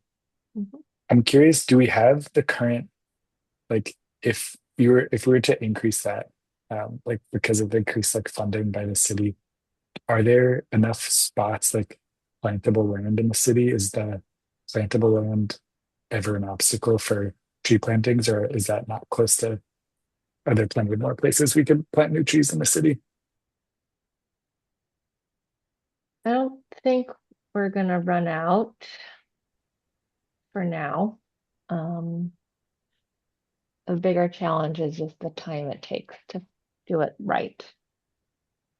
I can also respond to some of your suggestions, but I don't want to stop the flow of ideas, so I'm gonna keep my mouth quiet for now, but happy to speak on some of these topics at a later time. I'll just chime in on that one really quickly because again, at the Cambridge Tree Committee meeting, we had a similar thought, and that we are running out of space in Cambridge in terms of what we can do from a street tree perspective.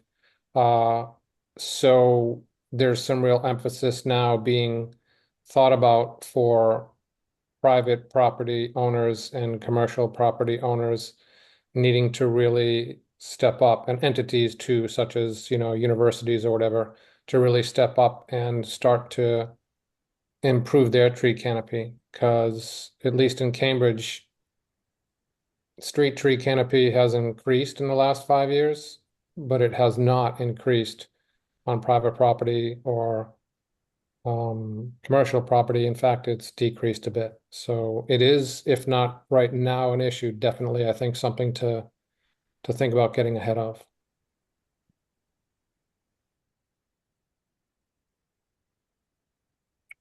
Yeah, and I see Tori putting that under category 4, but it seems like category 3 um, idea to expand on to, like, we have some control in the committee over tree removals on private property, but is there ways that the city could be supporting tree planting on private property, like we were talking about earlier?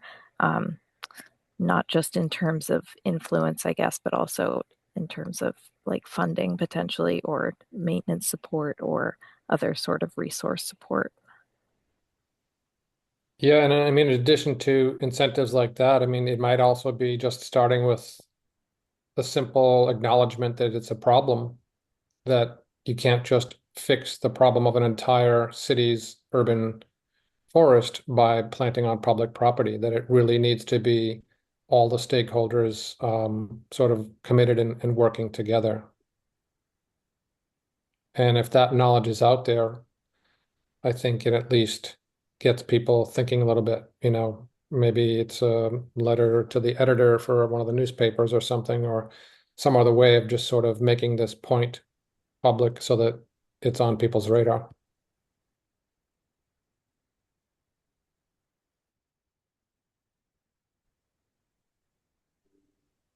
I also think I saw in the participatory budget options a watering truck, which I assume was for new trees. And I don't think that it got approved or wasn't the one of the finalists. So is that something that we don't have enough of? If so, that could be a gap, maybe. It is a gap. I think that's a really good one. The other thing that they do in Cambridge is there's also like a summer job for 4 or 5 younger people who actually have these cargo bikes and some tools and hoses, and they actually can travel to different neighborhoods, and they have been trained on how to use the fire hydrants to connect their hose to and fill up a bunch of tree bags in particular neighborhoods. So Oh, that's that another is thought. super cool. And it's probably a lot cheaper than an entire new truck. And I don't know, it probably looks better, right, from a PR perspective that, oh, we're helping high school kids or young college kids work for the summer. So I don't know, just something to think about. It could be easily replicable, and I'm sure there are people in Cambridge who would be happy to share their experience with it. That is super cool. I remember hearing in the mayoral debate that Ballantyne had done some like surveys with teenagers of what they really wanted, and having the ability to have summer jobs was super high on their priority list. So that'd be really cool. Maybe volunteering too. I mean, volunteering also is like a great resume booster. So even if we don't have the funds to pay people for that, maybe people would be willing to volunteer. Maybe we get the kids free bikes. There's a lot of programs that, get bikes, bikes not bombs. I think that's just one of them. Yeah, maybe the trade the trade is you get a bike and you get to hang out. But I do think paying the students, young people, would make sense too, like in the summer jobs program. I just Or you, excuse me. Oh, I just wanted to make a comment. Um, You could and support I'll the speak blue after you. bikes. Okay, but you could also give them the funds for blue bike and you don't have to have more bikes. And that's gives them more flexibility if they don't have the space to take care of a bike. So blue bikes are a way to go too.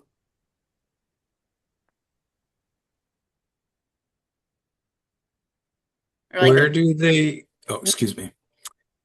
Where do they get the water from? My understanding is that they get trained on how to access a fire hydrant, and they have the specific large wrench, I think it is, that they have to use, and some sort of a hose nozzle that they attach to it. And again, this is why it's like a cargo bike. They have like a portion of the bike that is big and durable enough to put this equipment into. Typically, I think they work in teams of two.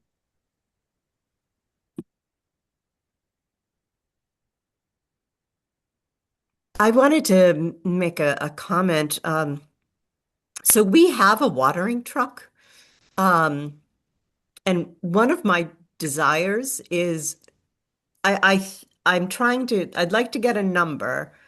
Um, and if anyone wants to take notes as I speak, Allie, I think I gave you editing permission and somebody else.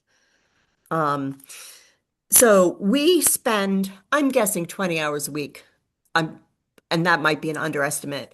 Watering all the annual plants in our hanging baskets, all the pansies, and then they throw the pansies out and they get geraniums, and then the geraniums go. So this very, what I think is kind of a wasteful use of money and resources. And if I'm thinking if we just didn't have geraniums and had artwork instead, and then use the time that especially Rachel, our gardener, drives around the water truck and waters these hanging plants, I would much rather see the water truck being used for watering street trees, and I'd rather see her leading crews to remove invasives instead of that, all the time spent watering geraniums. So the suggestion is replacing hanging baskets with artwork. And let's just try going a year without geraniums.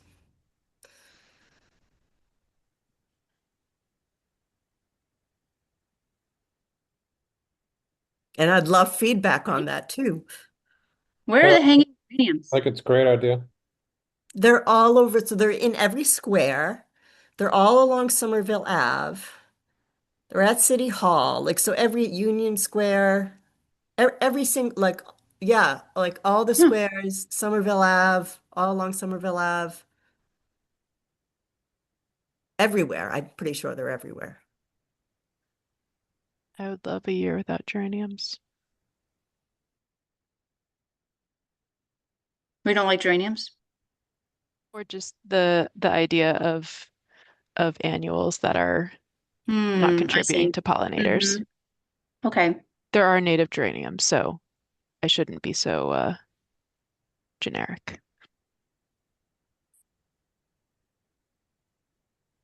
Yeah, I'd be I'd also love, curious. yeah. So I was going to say, it sounds like there's a lot of agreement on that. And I think in the spirit of like distilling all this, maybe we put it in the document. And I'd also be curious before we break to have Vanessa yeah. react a little bit. I know you said you had a lot of thoughts, and I think would love, yeah, to hear anything that's popping into mind, or especially from your view, to the extent you're comfortable, like gaps or opportunities that you see. Um, I do agree we could use another water truck and a person to water them. I'd be pro not having annuals and hanging baskets. Um, mostly with the challenges stuff as you were talking, I just not sure I've ever conveyed that I'm quite involved with the streetscape projects earlier and earlier as we are developing better standard operating procedures. So I do walk the streets multiple times and look for all opportunities to plant trees in new places and expand the existing tree wells. Um, the Conway new swath of pavement does have two new trees in it back of sidewalk. They're just very small, so they sort of hide right now, but they're going to help shade the playground in the future. And in cases like that, there's a bus shelter going in, so it looks bad now, but there will be shade and a structure later, so that took some of the space. And there's often underground utilities that are also in the way of tree planting. So just didn't want you to think that I've not been involved in streetscape projects because I am. And like I would love long continuous strips for trees. I think a lot of our sidewalks are too narrow for that situation. I don't know, like I've seen some really narrow ones even in Medford, but they're almost too narrow to plant trees in anyways. But I wish there was more room too. We just have narrower streets and sidewalks than most cities. Um, now I've lost the list, so I forget what else I was thinking. I don't know.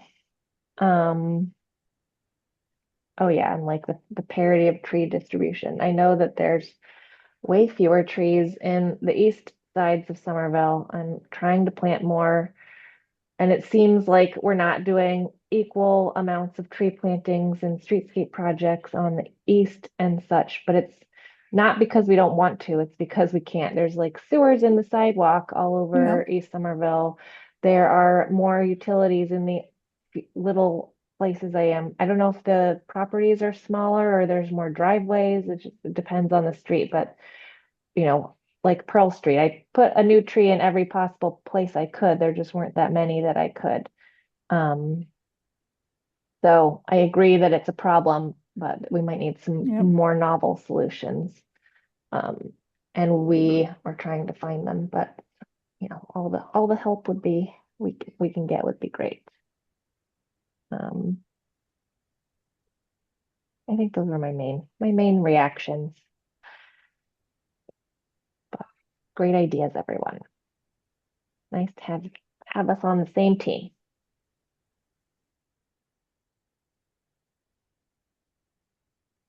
Thanks a lot for sharing this.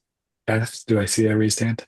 Yeah, I was gonna think it might be an interesting challenge to see if we could come up with ways to encourage private property owners to plant trees, like maybe some kind of a competition that if they plant a tree and it's alive for 2 years, then they get a financial reward or some way to encourage property owners to, sort of join the bandwagon.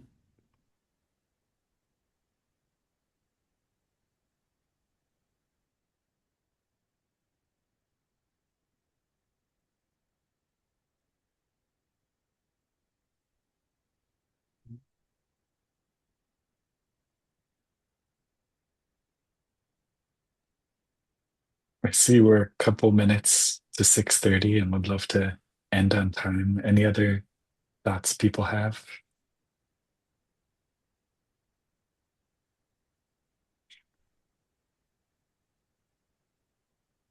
thanks so much for taking all these notes, Tori. And um, I know we'll get a working group follow up and hopefully discuss at the next meeting. So I think this is really productive. I just had a last quick question. I know we did the last urban forest plan. Is there a rhythm of plans that is expected, like every 5 or 10 years?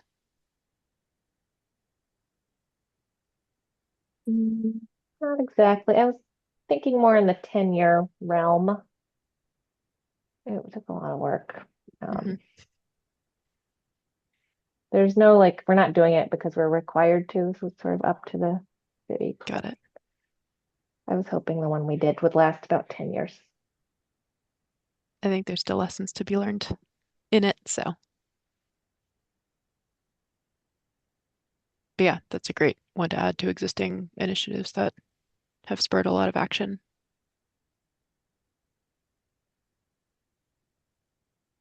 So encouraging him to read it.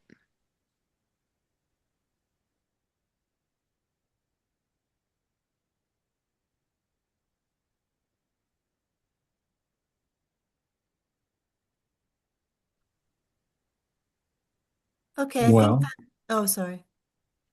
no, you go. Could you guys just put in the chat who is interested in being on the working committee? And for other people, I believe I can do a view only, except that we're not supposed to have communication. Damn. Um, so I think folks I, could send you suggestions and you could add it to the document okay. if you're okay with that. Should I then only give I viewing think you can give privileges? view, I think you put the link to this document in the chat as view only. So everyone can view it and that's fine. But not comment on it. Right. Yep.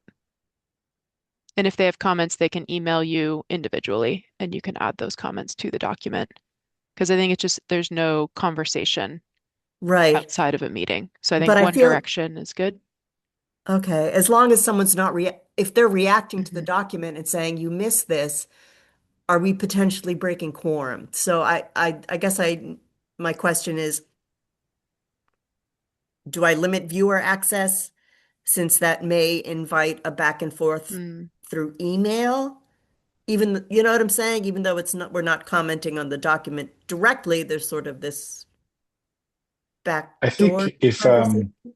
if people email you, let's just other than the working group, if maybe just hold any response and people can email you with the knowledge that we'll also reconvene as a whole group in January to discuss.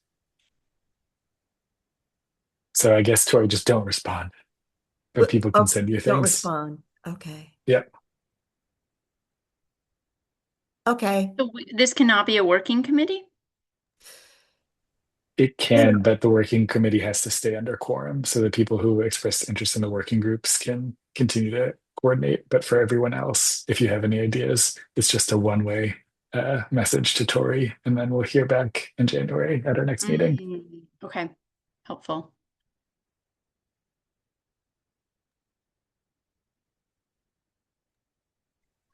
And then I can send out a link to it again with the agenda so that everyone can make sure they view it before the next meeting. Great. Thanks again, Tori, for starting up those notes and facilitating. It was Marion's idea. Thanks, Marion. Okay, well, should we motion to adjourn and see everyone in the new year? Motion to adjourn. Oh, well, discussion or Oh, pause. So I have Allison, Luca, and Joelle. Who else am I missing? probably Marion, right? Oh yeah, Marion. So Allie, Luca, Joelle, Marion. All right. And you. And me. Okay, we're on it. And I shouldn't be part of the quorum, right? No, you're not. I mean, we wish you would count towards the Just a quorum. bonus. Yeah, exactly. We get you for free. What's up with that? Okay, cool. Motion seconded to adjourn. Good. Okay. Thanks, everybody. Yeah. Happy holidays. Happy holidays, happy New Year. See you Happy in holidays. January. Happy New Happy Year, everyone. holidays. Happy So good to see you. holidays. Happy Festivus. Bye.